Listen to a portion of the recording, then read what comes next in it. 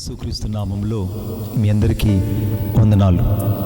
యెహోవా నామమును ఆశ్రయించి మన దేవుణ్ణి నమ్ముకున్న వాళ్ళను అని రాయబడింది.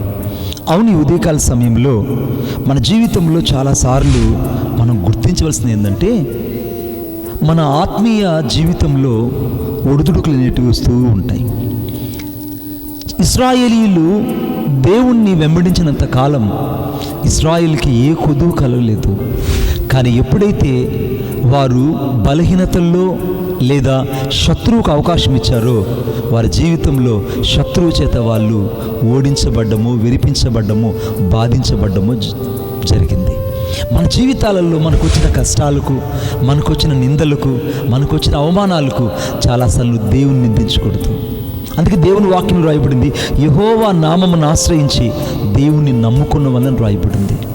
ఈ ఉదయకాల సమయంలో నువ్వు దేవుణ్ణి ఆశ్రయించింది వాస్తవమైతే నువ్వు ఆయన మీద అనుకుంటావు.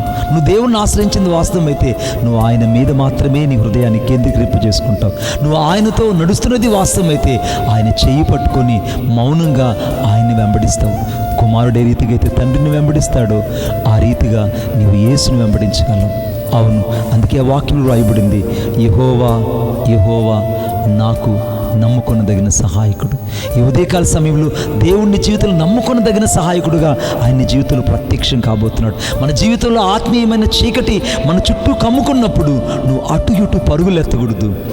నీ పరుగును ఎప్పుడైతే ఆపి యేసు వైపు నిదానం చూస్తావో అప్పుడు నీ జీవితంలో అద్భుతాలను చూస్తావు. చాలాసార్లు నువ్వు దేవుణ్ణి నీ జీవితంలో పని చేయనీయకుండా నువ్వు కట్టిపాడేస్తుంటావు. నువ్వు దేవుణ్ణి పని చేయనీయకుండా నువ్వు కట్టిపడేస్తుంటావు. దేవుణ్ణి ఎప్పుడైతే నువ్వు కట్టిపడేస్తావో ఆయన జీవితంలో ఏమీ చేయలేడు.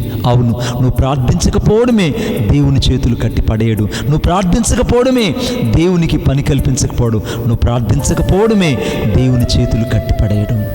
ఆలోచించావా? ఈ ఉదయకాల సమయంలో దేవుని వాక్యం చెప్తుంది ఏమన్నా తెలుసా? నీవు యెహోవాను నమ్ముకున్న వాళ్ళను.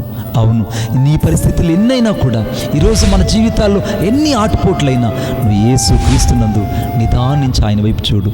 ఆయనని గమ్యం చేర్చగలడు, నీ గురిని మార్చగలడు, నీ స్థితిని మార్చగలడు.